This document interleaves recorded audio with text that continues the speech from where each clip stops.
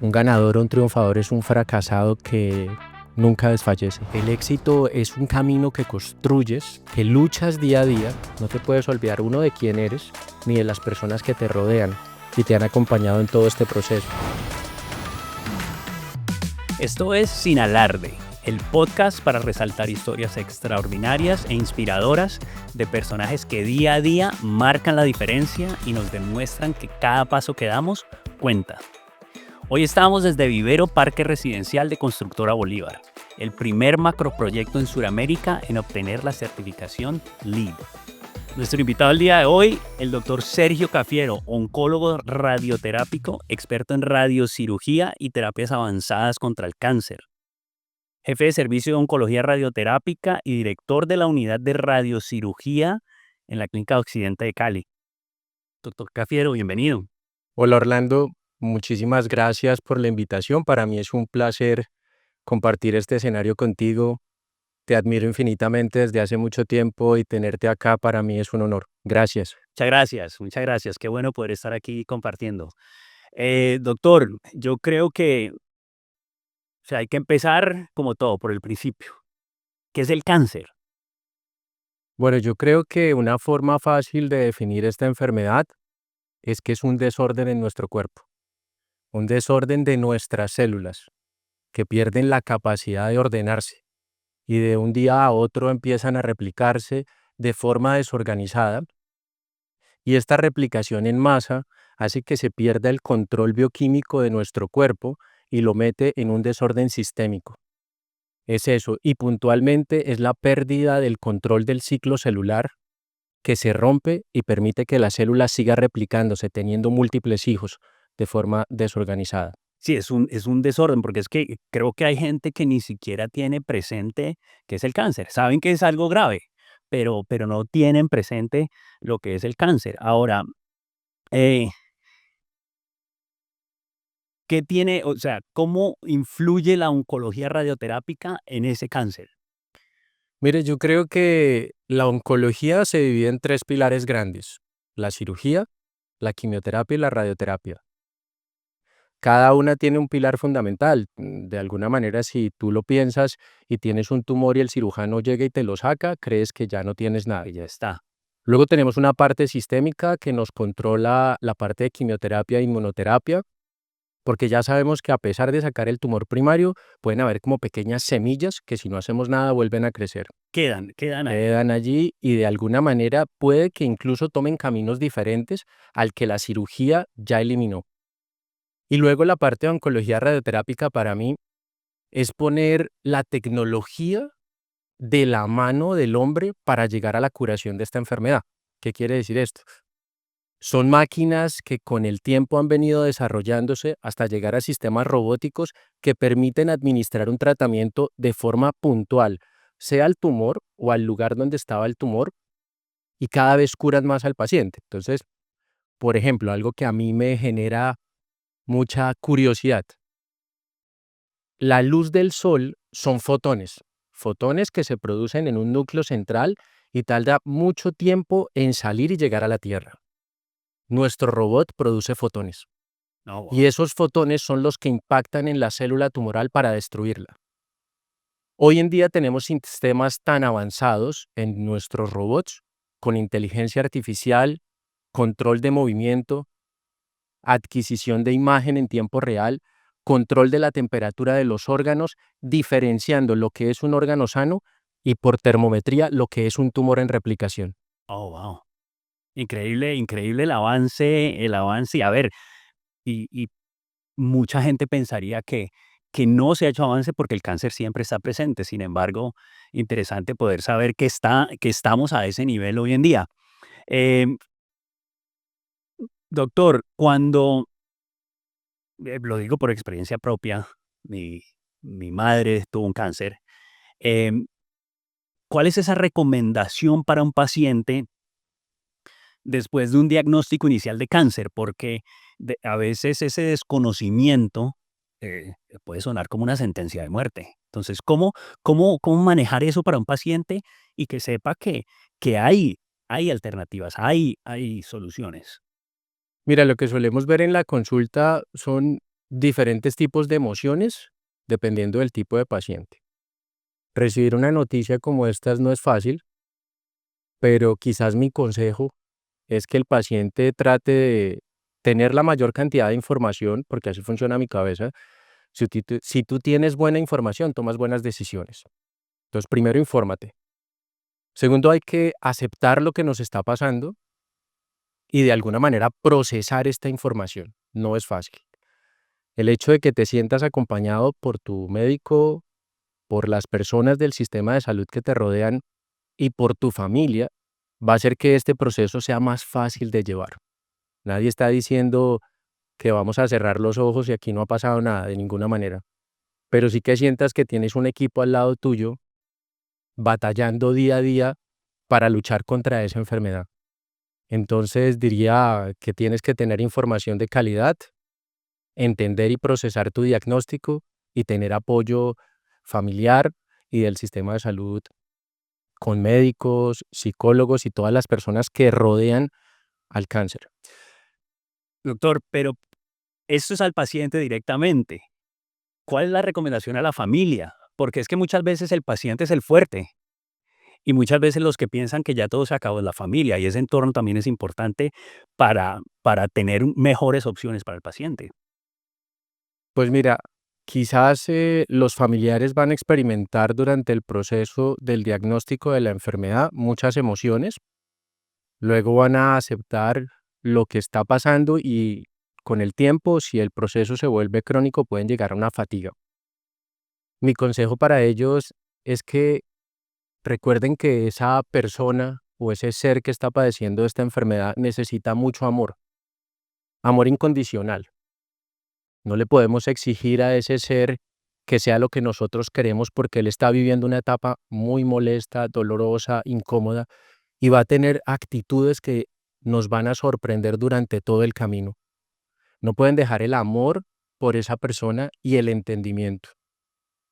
Quizás les recomendaría estrategias como mindfulness tanto al paciente como a su familia, que es algo en lo que he estado explorando en los últimos años a través de un autor que me fascina, que es Mario Alonso Puig, que también es un cirujano español muy conocido, que ha dejado muchísimas vivencias propias y nos ha mostrado a través de estudios hechos incluso en Estados Unidos y en Europa, cómo el mindfulness puede mejorar, uno, tu estado de salud, dos, tu estado emocional y tres, tu entorno social. Entonces, para mí el mindfulness puede ser una estrategia valiosa para el paciente sin dejar de lado los tratamientos, ¿verdad? Esto no reemplaza los tratamientos. Y para la familia, quizás el hecho de poder tomarse un tiempo, analizar la información, controlar un poco las emociones y bajarle el volumen a lo que está pasando, podría ser fundamental para que ese entorno rule con más facilidad. Es importante, sí, es importante tener esa armonía. Doctor, ¿hay algo que podamos hacer para prevenir el cáncer? Bueno, hoy está de moda en las redes sociales muchísima información, ¿no? Tenemos desde Buena y mala, ¿no? desde luego, hemos incluso entrado en un proceso recientemente intentando darle a los pacientes de la consulta una información un poquito más dirigida a ellos, gracias a esa pregunta que haces, porque creo que hay que diferenciar toda la información que encontramos en las redes.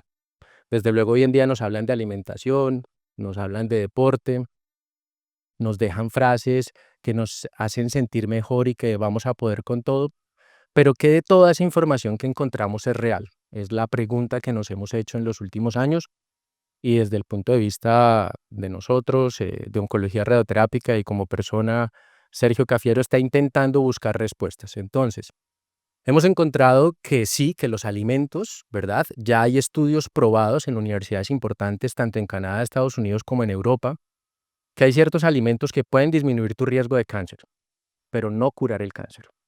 ¿Qué quiere decir esto? Ah, Que podemos educarnos, educar a nuestros hijos, alimentarnos de una forma inteligente. ¿Y en dónde se consiguen esos alimentos inteligentes? En la plaza de mercado.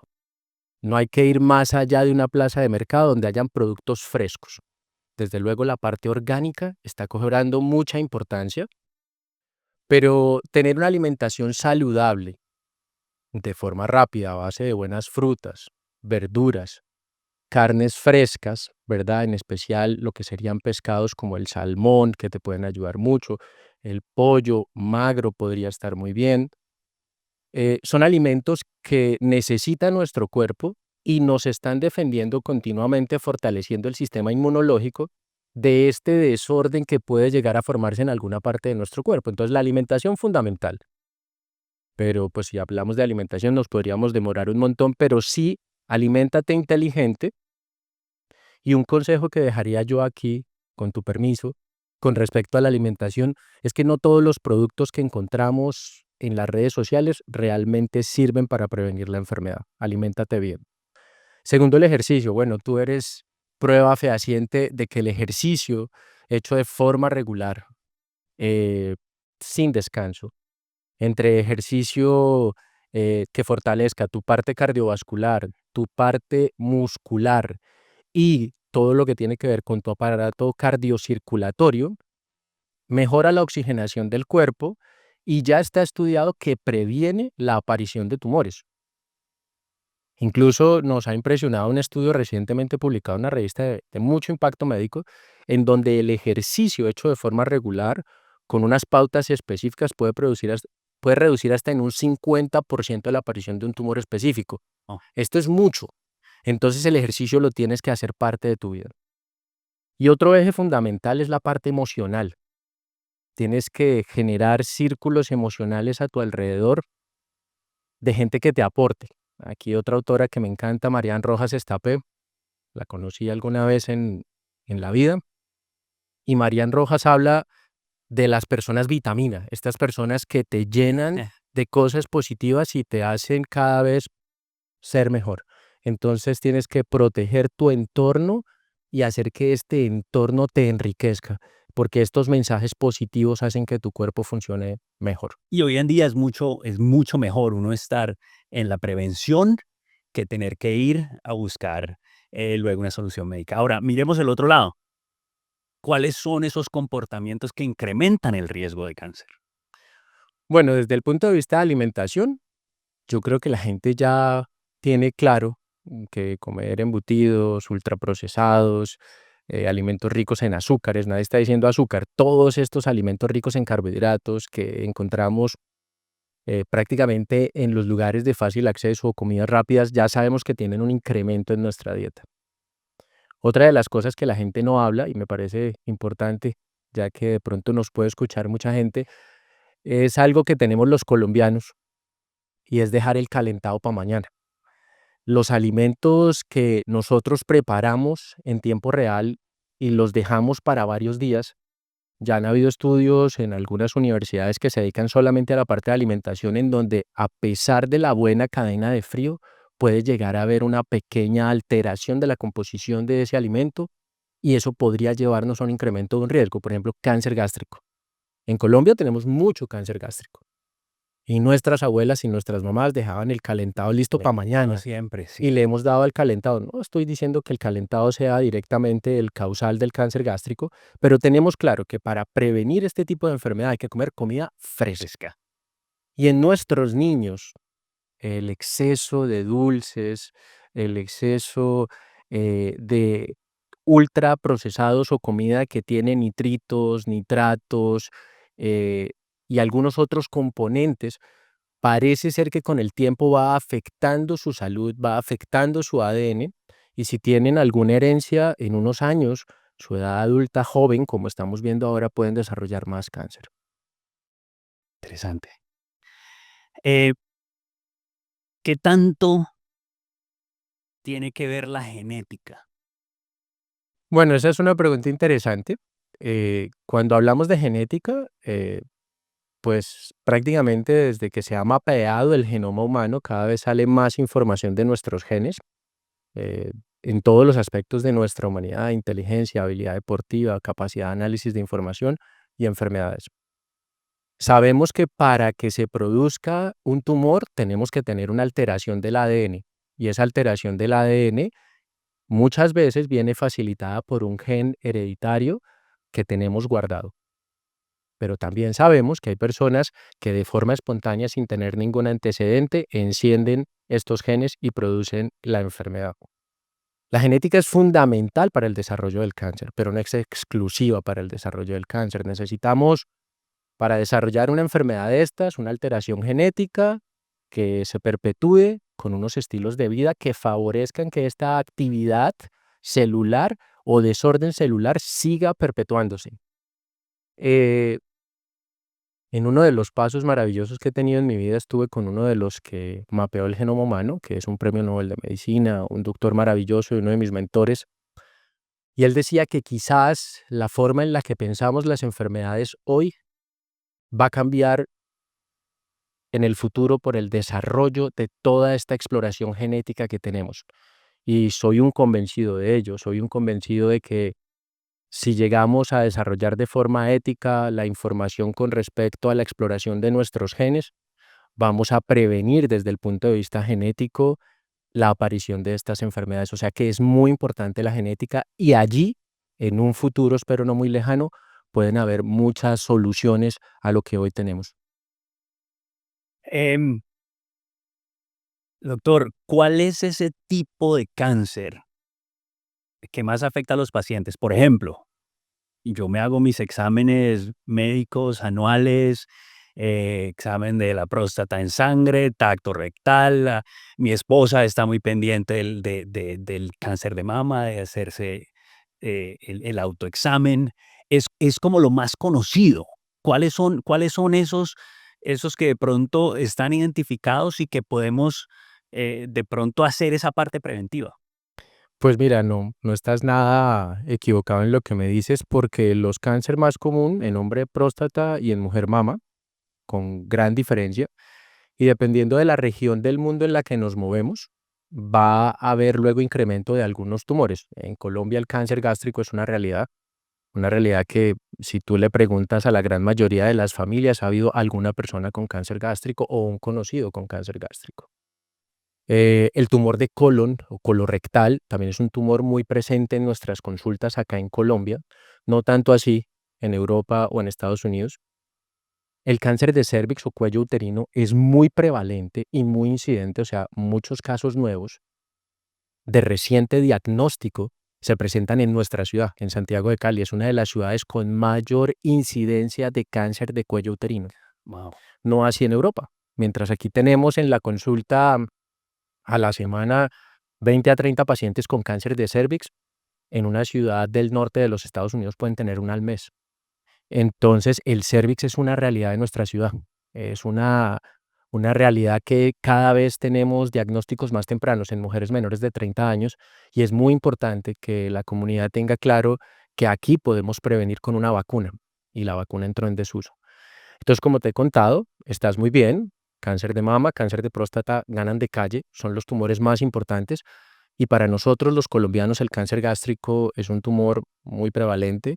El cáncer de cérvix en nuestra ciudad es una realidad que hay que tener en cuenta. Y también en las ciudades que tienen fotoexposición o que son muy soleadas, los tumores de piel, como en nuestra ciudad, Sí. también es muy común encontrarlos. Sí, no, además no estamos muy acostumbrados a usar bloqueador solar aquí en nuestra ciudad. Ahora, de nuevo, me interesa el otro lado también. ¿Cuáles son esos que son de pronto más difíciles de detectar, los que no son tan comunes, los que no son, de pronto que no estamos preparados comúnmente para eso, que no se escuchan?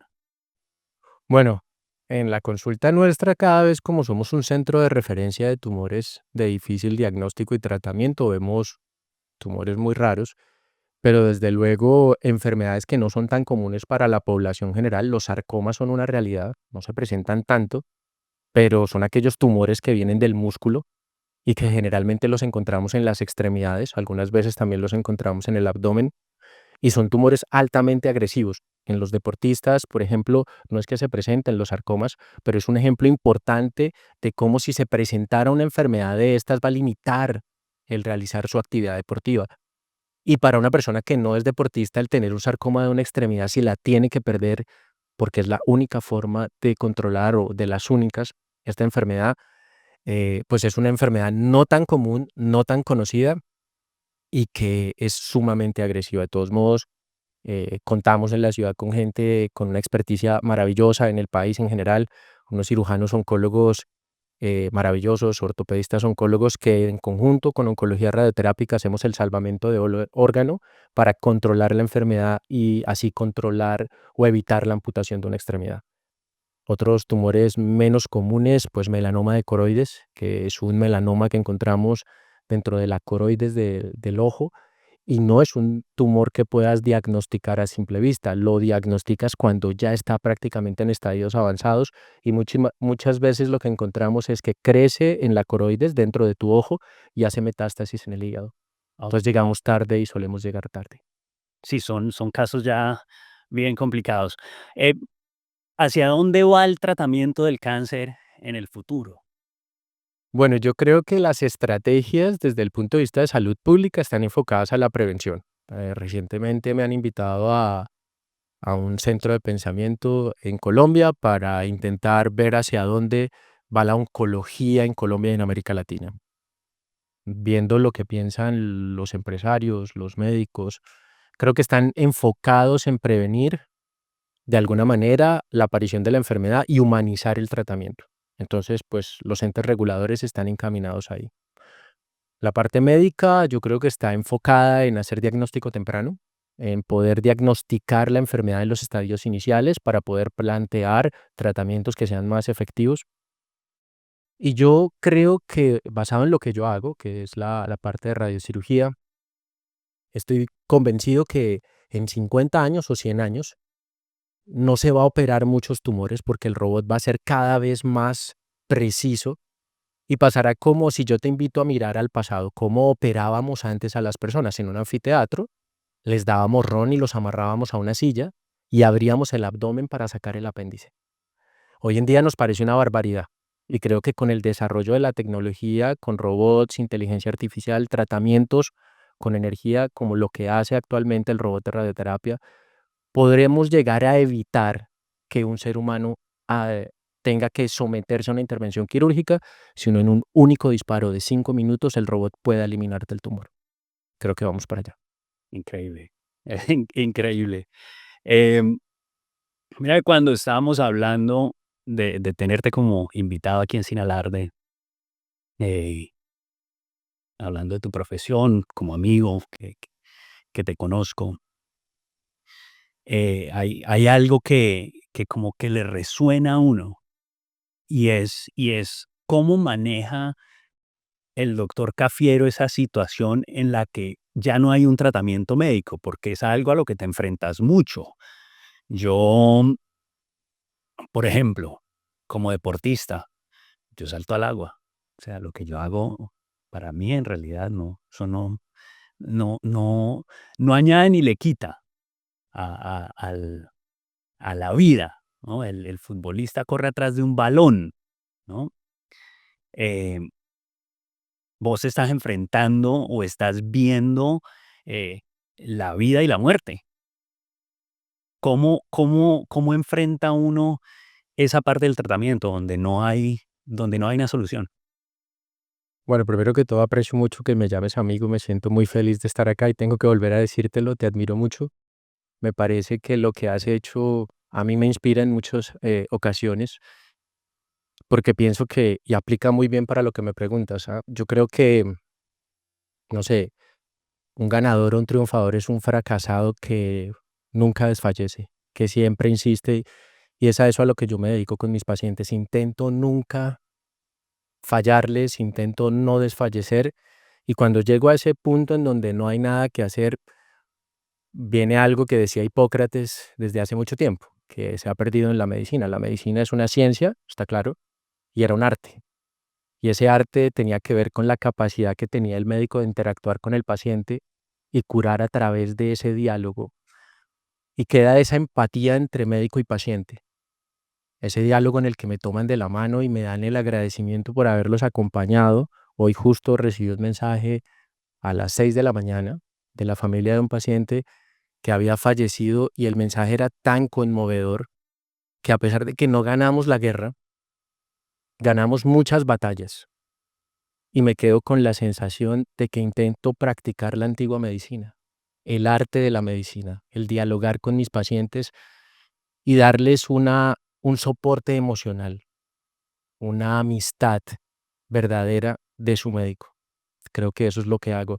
Y para no cargarme tanto, porque es algo que yo creo que la gente se puede preguntar, ¿cómo llegas a casa después de tratar a niños pequeños o a mujeres y fracasar o tener éxito? Quizás de las cosas más importantes es compartir con mi hija Francesca, que amo y adoro, y eso me desconecta completamente. Otra cosa que utilizo mucho es el deporte, soy fanático del golf, lo hago bastante mal, Orly, créeme, bastante mal. Mis amigos cuando vean esto van a decir, sí, Cafierito, tienes que mejorar, pero me divierto mucho, me saca de este ambiente y al mismo tiempo pues practico en mi vida un poco de yoga, hago mindfulness, mi profe de yoga que viene todos los lunes a casa me deja equilibrado para que toda esa semana que viene la tomemos de una forma como recargados. Muy interesante. Y qué bueno, el golf. Tengo que aceptarte una invitación a jugar golf uno de estos días. Muy bien, te esperamos. Doctor, mitos y realidades sobre el cáncer. Creo que hay mucha desinformación, especialmente en redes sociales hoy en día, que hay tanta información que hay que filtrar. Entonces, mitos y realidades que sean muy prevalentes sobre el cáncer. Bueno, no, yo creo que para mitos todo, ¿no? Desde, no sé, pasar por debajo de un poste público y si quizás el centro de producción de energía puede liberar una radiación que te dé tumor, no va a pasar. Hasta preguntas más convencionales como si te tomas una cucharada de azúcar de forma directa que si te va a dar cáncer, no va a pasar.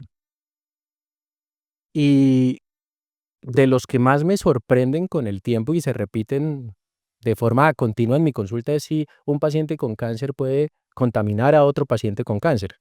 O sea, si mi paciente con cáncer al estar cerca de su hermana que no tiene cáncer puede llegar a contaminarla por un abrazo, no va a pasar. Tenemos claro que hay algunas infecciones que favorecen el ambiente para la producción de un cáncer, como lo hablábamos, el cáncer de cuello uterino es debido a un virus, el virus del papiloma humano, pero para que haya una contaminación de virus del papiloma humano tenemos que tener relaciones sexuales. Entonces una persona que tiene un cáncer de cervix no va a contaminar con un abrazo a una persona que no lo tiene, en este caso una mujer, ¿de acuerdo? Entonces, pues, mitos los que tú quieras. También la gente está pensando que quizás comer carnes rojas eh, puede llegar a producir cáncer. Y en cuanto a la información que tenemos, este mito viene de los países nórdicos en donde se consumen grandes cantidades de carne. Puede una persona en estos países, según los estudios, decir que pueden consumir 1 kilo cada 2 días o incluso algunos 1 kilo de carne roja al día. Y desde luego esta exposición de forma prolongada de nuestro intestino a la digestión de esta carne y a algunas cosas de la forma de procesarlo nuestro organismo podría incrementar el riesgo de tumor, pero en nuestra latitud, en donde la gente se compra una libra de carne y la puede consumir en 1, 2 o 3 semanas, no hay un incremento del riesgo de cáncer. Entonces todos estos mitos pues te sorprenden y cada vez salen más, ¿no? Y en las redes sociales, entonces ya están diciendo que poner el celular cerca de tu mesa de noche todos los días te va a dar un tumor cerebral. Esto es una especulación que llevamos pensando hace mucho tiempo. Hay estudios más retrospectivos que nos dicen que puede, pero no puede. Pero créanme una cosa, los entes reguladores y las sociedades médicas, eh, si realmente todas estas boom de información que hay en las redes sociales fuese cierto, sacaríamos alertas como esto está dando cáncer. Entonces también es fácil consumir a ese youtuber o instagramer que nos dice lo que queremos oír. No quiero que los niños tengan, desde luego recomiendo que no duermas con él en la habitación. You never know what happened, eso es verdad. No hay estudios que lo digan y puedes dejarlo fuera de la habitación. Pero porque un día tengas el teléfono en tu mesa de noche no quiere decir que te va a dar un tumor cerebral. O si lo sacas no quiere decir que no te vaya a dar, ¿me explico? Entonces, cuando nos hacen preguntas científicas a nosotros, los que hacemos investigación, tener esas respuestas no es tan fácil porque no hay estudios. Para que eso sea comprobado, deberíamos exponer durante 20 años a una población a dormir todas las noches con los teléfonos sobre la mesa y a otros a no hacerlo y ver qué pasa y cuáles son los desenlaces si no lo tenemos, ¿vale? Tenemos es solamente historias, recopilación de información, estudios retrospectivos. Puede ser que en un futuro descubramos muchas cosas, pero ahora todos son mitos. Y la gente sale a la red social a dar esa información de una forma fehaciente, fuerte, a dar consejos en alta voz, cuando realmente muchas veces lo que se genera es un pánico colectivo que no nos lleva a ninguna parte. Desde luego no estoy de acuerdo en que duermas con el teléfono ahí. Luego me cogen estos youtubers y me dan duro. Si puedes, déjalo fuera, estoy completamente de acuerdo, pero porque lo hagas un día o un par de días, creo que no va a pasar nada. Ahora, ¿qué son esas creencias que tiene la gente? Y creo que en nuestro país es posible que pase mucho así. Mitos ya no en cuanto a que esto te da cáncer, sino esto te cura el cáncer. Maravilloso. Yo creo que esa es la segunda cosa que quería ver. En algún momento salía que el Alka-Seltzer con limón y no sé qué historias podía curar esta enfermedad. Realmente no hay sustento científico para hablar que los remedios naturales o caseros puedan curar esta enfermedad.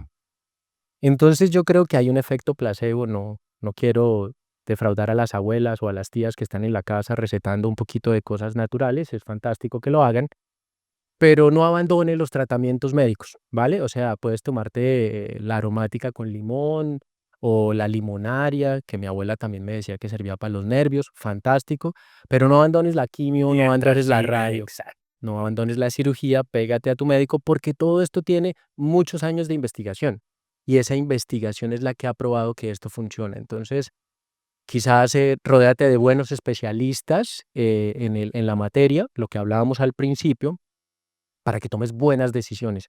Y si en casa tenemos de golpe algo que solemos hacer tradicionalmente, porque hay que respetar nuestras tradiciones, desde luego, hazlas con el beneplácito de tu especialista y puede ser un mix de las dos cosas, un poquito de efecto placebo, un poquito del tratamiento sistémico. Sí, clarísimo. Y me encanta esto porque es la voz de un experto. O sea, esto es lo que tratamos aquí en Sinalar, de poder comunicarle a la gente información real, algo que en realidad todo lo que estás compartiendo influye en la vida de las personas. Tener información más clara. eh, Esos mitos, o sea, poder saber que no, hay una investigación que ya se ha hecho y está probada. Entonces, eso es importante, eso es exactamente lo que queremos compartir aquí en Sin Alarde. Eh, Sergio, hablabas de mindfulness hace poquito y es algo que me parece interesante. ¿Dónde estás tú en ese momento personal y desde la parte profesional con mindfulness? Pues mira, para mí el mindfulness ha sido de alguna manera, digamos que un descubrimiento muy positivo en todo el proceso personal y de cara a la consulta con mis pacientes. Eh, de alguna manera siempre me ha llamado la atención todo este tipo de tratamientos que rodean al ser humano, que no necesariamente han cumplido el método científico. Y mindfulness no es un tratamiento método científico. ¿Qué es método científico? Tengo una pregunta, hago un experimento, pruebo un resultado. Pero sí que me encanta todo lo que se mueve alrededor del mindfulness, es milenario, ancestral, como los monjes y como su creador eh, transmite paz. Y dije, ve, esta paz puede tener algo que ver en mi vida personal. ¿Puedo yo aplicar estos conceptos para bajarle un poco el volumen a las emociones, a los sentimientos y a todo lo que nos rodea? Y empecé haciendo yoga, luego de yoga me metí un poco en mindfulness, empecé a leer este autor que te decía, Mario Alonso Puig, que se lo recomiendo, me parece fantástico. Y luego empecé a aplicarlo en mi vida y tuve cambios muy positivos. Cambios desde ser un poco más feliz, ser un poco más feliz, aunque soy un hombre muy feliz, tengo que darle gracias a la vida, no puedo decir lo contrario, y luego podérselo transmitir a mis pacientes. Y los que lo han experimentado, porque es gratis, o sea, aprender a respirar, tomar una respiración prolongada y contar hasta 5 cerrando tus ojos, sostenerla y contar 3 segundos y luego liberar de forma paulatina y prolongada esa expiración, tratando de no pensar en nada y dejando en mute o en silencio tu cabeza, muchas veces nos hace sentir mejor y tomar mejores decisiones. Obviamente esto tiene expertos o gurús del mindfulness. Yo no soy, ni mucho menos, soy simplemente una persona que le gusta, que lee mucho de mindfulness y que en la consulta los pacientes lo hablan conmigo y me dicen, doctor, he visto que has puesto esto, cuéntame. Entonces quizás espero que con mi ejemplo, ojalá algunos puedan experimentar el efecto positivo que tiene este tipo de ejercicios que están a la orden de todos y son completamente gratuitos. Buenísimo. Doctor, a ver, yo no hablo de fama, no. Ser famoso a veces puede ser bueno, pero también puede ser malo, ¿no? Hay fama buena, fama mala también. Pero, ¿qué es el éxito? O sea, desde que te conocí, yo te veo y te reconozco como una persona exitosa, pero ¿tú cómo ves el éxito dentro de lo que tú haces? Y muchas gracias por ese elogio, lo tomo muy bien. Estoy de acuerdo contigo que el éxito es, más que el éxito, la fama, diría yo, es controversial, ¿verdad? Tú que eres una persona famosa lo sabes. Es para lo bueno y para lo malo. Y en cuanto al éxito personal, yo lo que diría es que el éxito es un camino que construyes, que luchas día a día y que por más logros y metas y títulos a los que llegues, no te puedes olvidar uno de quién eres ni de las personas que te rodean y te han acompañado en todo este proceso.